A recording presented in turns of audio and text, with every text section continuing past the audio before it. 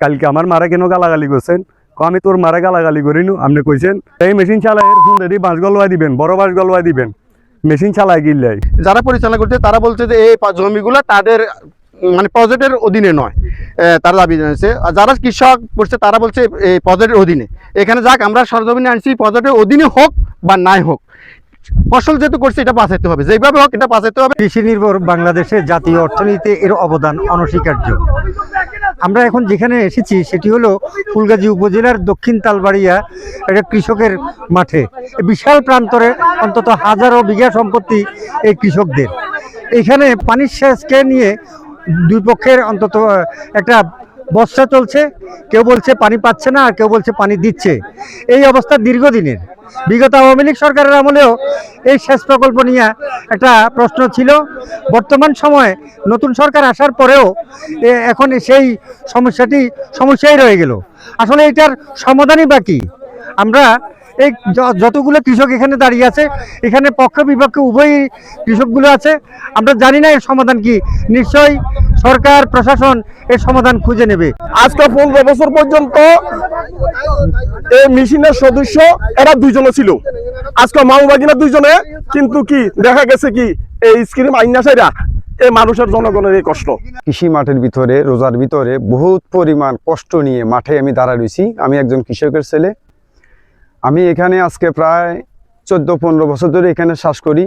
বিগত 13 বছর ধরেই আমি এখানে মাঠে আসি। এই রোজা রমজানের দিনে রাত্রে পানি নিয়ে কষ্ট করতে হয় নাই।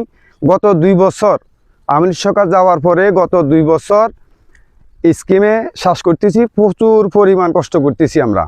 আমাদের থেকে টাকা নিতেছে, গতবারও চাষ করছে, টাকা নিচ্ছে প্রচুর পরিমাণ, আমাদেরকে পানি দেয় নাই। যে জমিনে ধান হওয়ার কথা 30 মণ, ওইখানে ধান কাটছি আমরা 15 মণ। তারপরে আমরা পরিপূর্ণ টাকা দিচ্ছি তাদেরকে। কিন্তু বর্তমানে এই বছর আসার পরে আমাদের জমিনে ঠিকমতো পানি দিতেছে না। পানি যখন আমরা চাই, আমরা আজকে দিব কালকে দিব এভাবে বলতে বলতে আমাদের জমিনগুলা নষ্ট করে ফেলছে। তাদের কাছে বারবার ছুটি যাই, তারা আমাদেরকে গালিগালাজ করে, মারধর করে। কথায় কথা আমার তালই হাজি মুসা মিয়া কথা উড়ায়। একজন ওই দিন আমার এক বোনে জামাইরে ধাক্কা দিছে, মারধর করছে। এটা নিয়ে এক পর্যায়ে যায়, থানা যায়, মামলাও করছে। আমি খেরগুন বাঁচিয়ে এবারটা আইছে, এবারটা আই রোজার দিন শনিবারে 9টা 10টা কি 11টার দিকে আই সিধা যাইয়া আরে ডাকানো শুরু করছে। হে সামনে দিয়ে যাই, হের সামনে পড়ছে, পড়ি আমারে বাঁচাইছে। আমারে দিয়া লাইছে 2-3 কিলো দিলাইছে, ডাকও দিলাইছে। এই এরিয়াটা আমার, সেই এরিয়া আমার ন। তারপরে যাই আর জমিন হইল 100 প্রায় 200 কানির উপরে। কথাটা বুঝিয়েন, মেশিনে সিজা এটা দিয়ে আমরা কাভার করাই। আর হেতেরা 16 বছর খাইছে, লুডি খাই অন যেগুলো আছে এডে 16 বছর খাইছে, 1 টাকা দে নাই। 16 বছরে নির্যাতিত আনবা, আমাদেরকে এভাবে নির্যাতিত করছে। আমাদের আজকে জন্মাইছে দুম্বাই ডাঙ্গের আড়ে তুলছে বুড়া মানুষ আইসি আছে। আমাদের সবার এক দাবি, সবাই মিলিয়ে একটা দাবি রইল, মুসামিয়া এই ফজলের ভিতরে মুসামিয়া থাকতে পারবে না। মুসামিয়া সবাই লগে কায় কজিয়া সবাই লগে বেয়াদবি করে, গালাগালি আলা আলি। মুসামিয়া এই ফজলের ভিতরে থাকতে পারবে না।